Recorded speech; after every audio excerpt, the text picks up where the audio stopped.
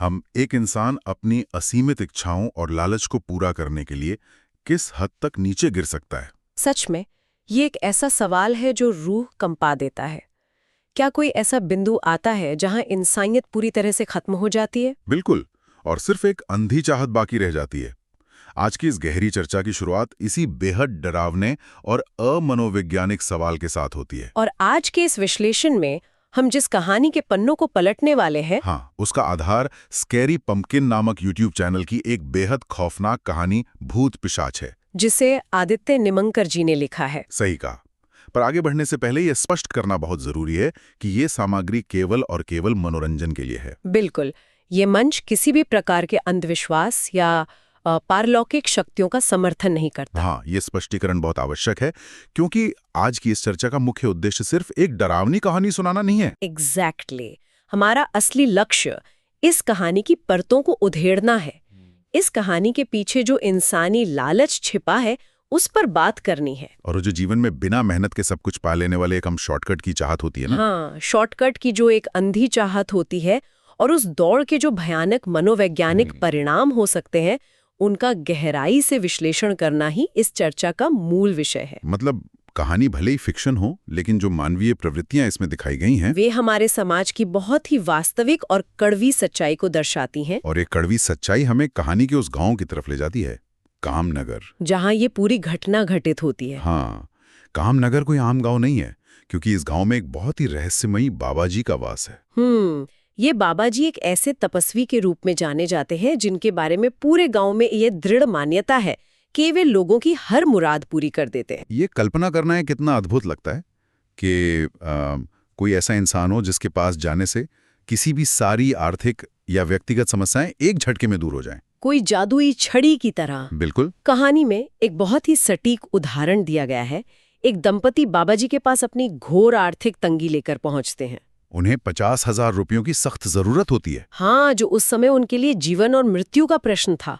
तो बाबाजी अत्यंत शांत भाव से उन्हें घर जाने को कहते हैं और आशीर्वाद देते हैं कि उन्हें उनकी अलमारी में 50,000 रुपए मिल जाएंगे। अब कोई भी सामान्य इंसान इसे महज एक खोखला आश्वासन मानेगा, लेकिन चमत्कार देखिए, वे घर पहुंचते हैं और सच में अलमारी में ठीक वही रकम रखी होती है। ऐसे चमत्कारों के बाद तो जाहिर सी बात है, पूरे गांव की आस्था उन बाबाजी पर अटूट हो जाती है। बिल्कुल हो जाएगी। इंसान की फितरत हमेशा से ही ऐसी रही है कि वो अपनी समस्याओं का समाधान बिना किसी संघर्ष या पीड़ा के चाहता है। हाँ, मतलब बिना मेहनत के कोई शॉर्टकट मिल जाए। एग्जैक्टली। लोग हमेशा बिना मेहनत के कोई जादुई शॉर्टकट खोजते हैं। बाबाजी की वे कथित शक्तियां उन गांव वालों के लिए उसी जादुई शॉर्टकट की तरह थीं। एक और पहलू जो इस रहस्य को और गहरा बनाता है वो ये है कि बाबाजी हमेशा गांव में उपलब्ध नहीं रहते थे। उनका प्रकट होना भी एक विशेष खगोलीय घटना से जुड़ा था। वे केवल अमावस्या के दिन ही गांव में आते थे। और बाकी के दिन वे कहाँ जाते थे ये किसी को नहीं पता था। गांव वालों के बीच बस ये बातें होती थीं कि बाबाजी घने जंगल में जाकर मानव कल्याण के लिए नई सिद्धियां और शक्तियां प्राप्त करते हैं। ये रहस्यमय वातावरण और किसी मसीहा के होने का भ्रम लोगों के आकर्षण को एक अलग ही स्तर पर ले जाता है। और इसी अंधभक्ति और चमत्कार के माहौल में हमारी कहानी के मुख्य पात्र का प्रवेश होता है, नरेंद्र। हाँ, नरेंद्र भी इसी कामनगर का रहने वाला एक आम इंसान है, लेकिन उसकी सोच बाकी गांव वालों से बिल्कुल अलग है। और कहीं अधिक खतरनाक भी। बहुत खतरनाक। गांव के बाकी लोग बाबाजी के पास अपनी छोटी मोटी जरूरतें लेके जाते हैं। किसी को पैसे चाहिए, किसी को स्वास्थ्य चाहिए। लेकिन नरेंद्र की महत्वाकांक्षा इन छोटी मुरादों से बहुत आगे निकल चुकी है। उसे बाबाजी के चमत्कार नहीं चाहिए, बल्कि उसे बाबाजी की वो शक्ति ही चाहिए जो उन चमत्कारों को जन्म देती है। मतलब एक तरह से देखा जाए तो वो उस जादुई पेड़ का फल नहीं मांग रहा था। नहीं, वो पूरे के पूरे पेड़ पर ही अपना कब्जा जमाना चाहता था, ताकि वो जब चाहे जो चाहे अपनी मर्जी से हासिल कर सके। यहाँ जो सबसे दिलचस्प बात है वो ये है कि सत्ता और शक्ति की भूख इंसान को मानसिक रूप से कितना अंधा कर देती है। बहुत ज्यादा। इस अंधेपन का अंदाजा इसी बात से लगाया जा सकता है कि जब नरेंद्र बाबाजी का पीछा करते करते उस घने जंगल में पहुंच जाता है और उनसे वो असीम शक्ति मांगता है, तो बाबाजी उसे तुरंत मना कर देते हैं। बाबाजी कोई झूठा आश्वासन नहीं देते। वे उसे साफ साफ चेतावनी देते हैं कि वो जो मांग रहा है वो कोई वरदान नहीं है, बल्कि एक बहुत भयानक श्राप है। एक ऐसा श्राप जो उसे उसकी जिंदगी के हर एक पल में मारेगा और तड़पाएगा। लेकिन नरेंद्र पर तो सर्वशक्तिमान बनने का ऐसा जुनून सवार है कि वो इतनी स्पष्ट और भयानक चेतावनियों को पूरी तरह से नजरअंदाज कर देता है। मनोविज्ञान में इसे हम कन्फर्मेशन बायस से भी जोड़ सकते हैं, जहां इंसान सिर्फ वही सुनता है जो उसके स्वार्थ से मेल खाता है और बाकी हर खतरे को नकार देता है। बिल्कुल। शक्ति का नशा तर्क और भविष्य के खतरों को देखने की क्षमता को पूरी तरह खत्म कर देता है। और नरेंद्र की इसी अंधी जिद और हट के आगे आखिरकार बाबाजी झुक जाते हैं, या यूं कहें कि वे उसे उसके अपने ही बनाए जाल में गिरने के लिए छोड़ देते हैं। सही कहा, बाबाजी मान तो जाते हैं, लेकिन वो एक बेहद खौफनाक शर्त रखते हैं। शक्ति तुरंत नहीं मिल सकती, उसे पूरे 8 साल इंतजार करना होगा। 8 साल? और शर्त यह है कि उसे गांव जाकर एक अनाथ बच्चे को गोद लेना होगा, एक ऐसा बच्चा जिसकी उम्र केवल 1 या ज्यादा से ज्यादा 2 दिन हो। और नरेंद्र को उस नवजात बच्चे को 8 साल तक अपने ही बच्चे की तरह पालना है। हाँ, और इस दौरान उस बच्चे की हर छोटी बड़ी जिद, हर इच्छा को बिना किसी सवाल के पूरा करना है। नरेंद्र, जो शक्ति के लालच में पूरी तरह से अपनी सोचने समझने की शक्ति खो चुका है, वो बिना पलक झपकाए ये शर्त मान लेता है। वो अनाथालय जाता है और महज 2 दिन के एक नवजात बच्चे को घर ले आता है। और यहीं से नरेंद्र के पतन की असल शुरुआत होती है। अगले 8 सालों की जो यात्रा है, वो बाहरी तौर पर तो एक पिता और पुत्र की लग सकती है, पर अंदर से वो एक शुद्ध व्यापारिक लेनदेन था। बिल्कुल। 8 सालों तक नरेंद्र उस बच्चे को महंगे से महंगे खिलौने देता है, उसके रोजमर्रा के खाने में काजू, बादाम और तरह तरह की मिठाइयाँ खिलाता है। जबकि नरेंद्र की अपनी कोई खास हैसियत नहीं थी, उसकी आमदनी बहुत सीमित थी। इन असीमित खर्चों के चलते वो धीरे धीरे भारी कर्ज में डूबने लगता है, लेकिन वो चाहकर भी उस बच्चे को किसी चीज के लिए ना नहीं कह सकता था, क्योंकि ये बाबाजी की शर्त का सबसे अहम हिस्सा था। अगर हम इस स्थिति को गहराई से समझें तो नरेंद्र एक जीते जागते सांस लेते इंसान को महज एक उपकरण या टूल के तरह इस्तेमाल कर रहा था। उस बच्चे के प्रति उसका सारा प्यार, सारा दुलार सिर्फ एक दिखावा था, एक निवेश था जिसका उसे भविष्य में भारी मुनाफा चाहिए था। ये तो बिल्कुल वैसा ही है जैसे कोई इंसान शेयर बाजार में या किसी जुए में अपना सब कुछ हार रहा हो, लेकिन फिर भी वो और पैसे लगाता जाता है। हाँ, उसे लगने लगता है कि अब तक जो गवा दिया है उसकी भरपाई करने का केवल एक ही तरीका है कि इस खेल में बने रहो, भले ही वो उसे पूरी तरह से बर्बाद क्यों ना कर दे। क्या मनोविज्ञान में इस तरह की मानसिकता के लिए कोई विशेष शब्द है? ये एक बहुत ही सटीक उदाहरण है। इस मानसिकता को मनोविज्ञान की भाषा में संक कॉस्ट फैलेसी या डूबत लागत का भ्रम कहा जाता है। Sunk cost fallacy. हाँ, जब कोई इंसान किसी काम, रिश्ते या योजना में अपना बहुत सारा समय, पैसा या भावनाएं निवेश कर देता है, तो वो उस रास्ते से पीछे नहीं हट पाता। और नरेंद्र के साथ हूबहू यही हो रहा था। कहानी में इस बात का स्पष्ट जिक्र है कि नरेंद्र को कई बार रातों में जागकर ये शक होता था कि कहीं बाबाजी ने उसे धोखा तो नहीं दिया, कि क्या 8 साल बाद सच में कोई शक्ति मिलेगी या ये सब एक भ्रम है। लेकिन 8 साल की उसकी वो जी तोड़ मेहनत, वो आर्थिक बर्बादी और सिर पर चढ़ा हुआ भारी कर्ज, ये वो संक कॉस्ट थी जिसने उसे कभी पीछे मुड़ने का विकल्प ही नहीं दिया। वो एक ऐसे रास्ते पर बहुत दूर निकल चुका था जहां से वापसी के सारे दरवाजे उसने खुद ही बंद कर लिए थे। चलिए इसे विस्तार से समझते हैं, क्योंकि 8 साल का ये मानसिक और आर्थिक बोझ जब अपनी मंजिल पर पहुंचता है तो जो रात आती है वो रूह कपा देने वाली है। बिल्कुल, 8 साल का समय पूरा हो चुका है।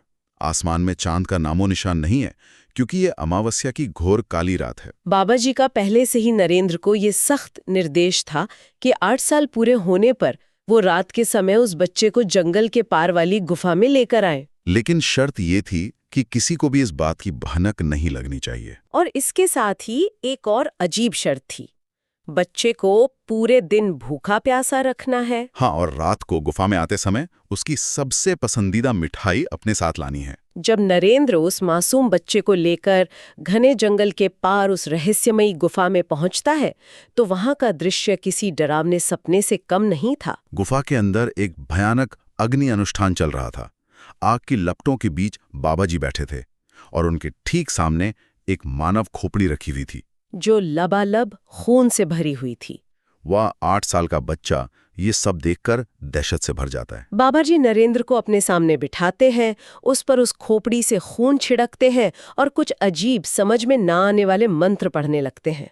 गुफा का ये पूरा दृश्य एक चरम मानसिक तनाव का निर्माण करता है। जरा इस स्थिति की गंभीरता को देखिए। एक तरफ वो 8 साल का बच्चा है जो पूरे दिन से भूखा प्यासा है, इस डरावने माहौल में बुरी तरह से सहमा हुआ है। और दूसरी तरफ नरेंद्र है, जो अपनी 8 साल की तपस्या और उस जादुई शक्ति के बिल्कुल दरवाजे पे खड़ा है। अनुष्ठान के बीच में बाबा जी उस सहमे हुए और भूखे बच्चे से पूछते हैं कि क्या उसे भूख लगी है। बच्चा स्वाभाविक रूप से हाँ कहता है। तब बाबा जी के निर्देश पर नरेंद्र उसे वो मिठाई, वे लड्डू खिलाता है जो वो अपने साथ लाया था। दिन भर का भूखा और मासूम बच्चा बिना कुछ सोचे समझे, बिना किसी संदेह के वे सारे लड्डू खा जाता है। उसे अब भनक तक नहीं थी कि जो पिता उसे अपने हाथों से ही मिठाई खिला रहा है, उसी ने उसके लिए मौत का जाल बिछाया है। ये सोचते ही सिहरन पैदा हो जाती है कि कोई इंसान इतना निर्मोही कैसे हो सकता है। और यहीं पर कहानी में एक बेहद भयानक मोड़ आता है, जब वो मासूम बच्चा भूख के मारे जल्दी जल्दी लड्डू खा रहा होता है। उसी वक्त बाबा जी चुपके से नरेंद्र के हाथ में एक बहुत बड़ी और धारदार तलवार थमा देते हैं। और फिर बाबा जी उस अनुष्ठान की आखिरी और सबसे खौफनाक शर्त का खुलासा करते हैं। वे नरेंद्र से कहते हैं कि बच्चा बहुत सारी सूखी मिठाई खा चुका है, जाहिर है कि अब उसका गला सूखेगा और वह पानी मांगेगा। लेकिन जैसे ही बच्चे के मुंह से पानी मांगने का पहला शब्द निकले, नरेंद्र को उस तलवार से उस बच्चे का सर धड़ से अलग कर देना है। मतलब जिस बच्चे को 8 साल तक अपने हाथों से खिलाया, नहलाया, जिसके बीमार पड़ने पर शायद वो रातों को जागा होगा, उसे अब अपने ही हाथों से काटना था। नरेंद्र भी एक पल के लिए इस विचार से कांप जाता है। उसके हाथ में पकड़ी तलवार भारी लगने लगती है। ये एक महत्वपूर्ण सवाल खड़ा करता है, इंसान की क्रूरता की आखिर कोई सीमा है भी या नहीं? मैं यही कहूंगी कि 8 साल का वो समय भले ही एक लालच की बुनियाद पर टिका था, लेकिन एक साथ रहते हुए एक रिश्ता, एक मानवीय जुड़ाव तो पैदा हो ही जाता है। लेकिन सत्ता और शक्ति को पाने का वो असीम जुनून उस 8 साल की इंसानियत को महज एक झटके में खत्म कर देता है। जैसे ही वो बच्चा अपनी मासूम आवाज में कहता है, पिताजी मुझे प्यास लगी है, थोड़ा पानी, उसी क्षण नरेंद्र के लालच ने उसके पिता होने के हर भाव को कुचल दिया। उसकी तलवार हवा को चीरते हुए चलती है। खून के छींटे गुफा की दीवारों पर हर तरफ फैल जाते हैं। उस मासूम का सिर धड़ से अलग होकर जमीन पर गिर जाता है और उसमें से फव्वारे की तरह निकलता हुआ खून गुफा में बने एक कुंड में जाकर गिरने लगता है। ये बहुत ही विचलित करने वाला दृश्य है। और इसके बाद का जो दृश्य है, वो नरेंद्र के मानसिक और आध्यात्मिक पतन की चरम सीमा है। बाबा जी नरेंद्र को उस खून से भरते हुए कुंड में नहाने का आदेश देते हैं। वे कहते हैं कि इस रक्त स्नान के तुरंत बाद उसे वो जादुई शक्ति मिल जाएगी जिसका उसने 8 साल तक इंतजार किया है। नरेंद्र, जो अब पूरी तरह से अपने लालच के वशीभूत हो चुका है, उस खून भरे कुंड में उतरता है। इस दृश्य का प्रतीकात्मक अर्थ बहुत ही गहरा है। उस रक्त भरे कुंड में नहाना असल में नरेंद्र की इंसानियत के पूरी तरह से मर जाने का प्रतीक है। उसने अपने स्वार्थ के लिए एक बेगुनाह की बलि चढ़ा दी। एक तरह से वो खुद अब एक इंसान से पिशाच बन चुका है। लेकिन मनोविज्ञान का एक बहुत बड़ा सच ये है कि जब कोई इंसान कोई जघन्य अपराध करता है तो अपराध के पूरा होने के तुरंत बाद जो एड्रेनलिन रश या नशा होता है वो एकदम से टूट जाता है। बिल्कुल ऐसा ही होता है। जैसे ही नरेंद्र उस खून से लखपत कुंड से बाहर निकलता है, उसे अचानक से अपने इस अमानवीय कृत्य की गंभीरता का एहसास होने लगता है। शक्ति पाने का वो माया जाल छटने लगता है और खौफनाक असलियत उसके सामने आकर खड़ी हो जाती है। नहाने के तुरंत बाद नरेंद्र घबराते हुए बाबा जी से पूछता है कि क्या मुझे शक्तियां मिल गईं?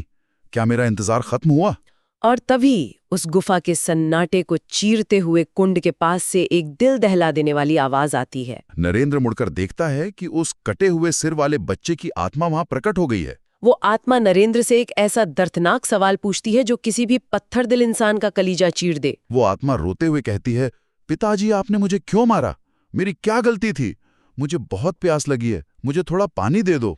नरेंद्र ये खौफनाक नजारा देखकर बुरी तरह कांपने लगता है। वो बदहवास होकर बाबा जी की तरफ भागता है, उनके पैरों में गिरकर कहता है कि उससे बहुत बड़ी गलती हो गई है, उसे ये सब नहीं चाहिए। और ठीक इसी बिंदु पर कहानी का वो खुलासा होता है जो सचमुच रोंगटे खड़े कर देता है। बाबा जी बिना किसी भाव या सहानुभूति के अत्यंत ठंडे स्वर में नरेंद्र को बताते हैं कि यही वो शक्ति है जो वो चाहता था। उन्होंने उसे 8 साल पहले ही चेतावनी दी थी कि ये कोई वरदान नहीं बल्कि एक श्राप है। बाबा जी बताते हैं कि अब ये रोती हुई प्यासी आत्मा जीवन भर नरेंद्र के पीछे पीछे परछाई की तरह चलेगी और हमेशा हर पल उससे पानी मांगेगी। ये सुनकर तो किसी के भी होश उड़ जाएंगे।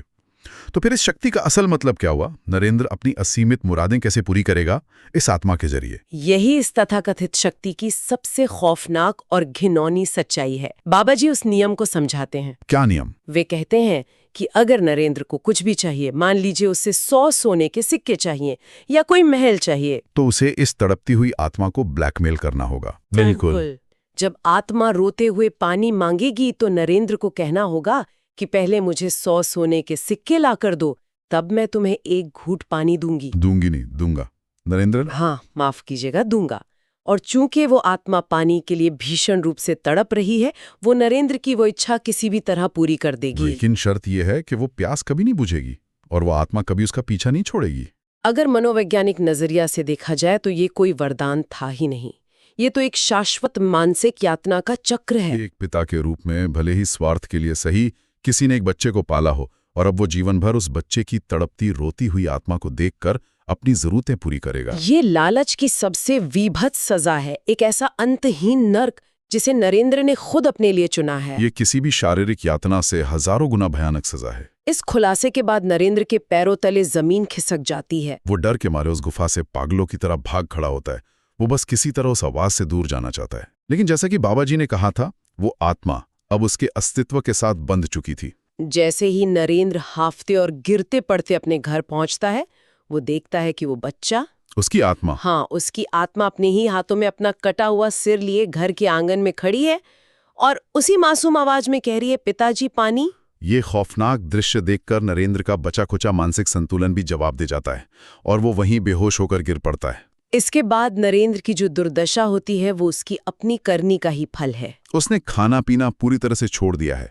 वो गंभीर रूप से बीमार पड़ गया है और घर के एक अंधेरे कोने में दुबक कर बैठ गया है। यहाँ पर समाज की सोच और असलियत के बीच एक बहुत बड़ी विडंबना देखने को मिलती है। कैसे? गांव वाले जब नरेंद्र की ये दयनीय हालत देखते हैं तो उन्हें लगता है कि नरेंद्र अपने बेटे के अचानक चले जाने या उसकी बीमारी से हुई मौत के गम में इतना बीमार और कमजोर हो गया है। गांव वालों की नजर में नरेंद्र एक बहुत ही दुखी, निस्वार्थ और टूट चुका पिता है जो अपने बच्चे के वियोग को सह नहीं पा रहा। लेकिन सच्चाई केवल और केवल नरेंद्र जानता है। सच्चाई ये है कि वो बच्चे के वियोग में नहीं, बल्कि उस बच्चे की आत्मा द्वारा हर पल पानी मांगे जाने की खौफनाक आवाजों से पागल हो चुका है। वो अब इस मानसिक स्थिति में ही नहीं बचा है कि उस आत्मा को ब्लैकमेल करके अपनी कोई मुराद पूरी करवा सके। शक्ति का लालच तो कब का धुआं हो चुका है। वो सिर्फ अपने घर के कोने में कांपता रहता है, रोता रहता है और उस आत्मा से हाथ जोड़कर माफी मांगता रहता है। लेकिन वो आत्मा माफी नहीं चाहती, वो सिर्फ पानी मांगती है। ये पूरी कहानी इंसान के लालच और उसके परिणामों का एक बहुत बड़ा दस्तावेज है। अक्सर जीवन में अपनी महत्वाकांक्षाओं को पूरा करने के लिए, सफलता जल्दी पाने के लिए गलत रास्ते चुन लिए जाते हैं। इंसान को लगता है कि वो कोई स्मार्ट शॉर्टकट ले रहा है और दुनिया को बेवकूफ बना रहा है। लेकिन अंत में उस शॉर्टकट की भारी कीमत इंसान को अपनी इंसानियत, अपने ज़मीर और अपनी मानसिक शांति देकर चुकानी पड़ती है। नरेंद्र ने दुनिया की सबसे बड़ी शक्ति पानी चाहिए, लेकिन अंत में वो एक ऐसी मानसिक जेल में उम्र कैद काट रहा है जिसकी सलाखें किसी लोहे की नहीं, बल्कि उसके अपने ही जघन्य अपराधों और लालच से बनी है। अगर हम इसे व्यापक परिप्रेक्ष्य में देखें तो इस कहानी का असली भूत कोई बाहर भटकती हुई आत्मा नहीं है। मैं पूरी तरह सहमत हूँ।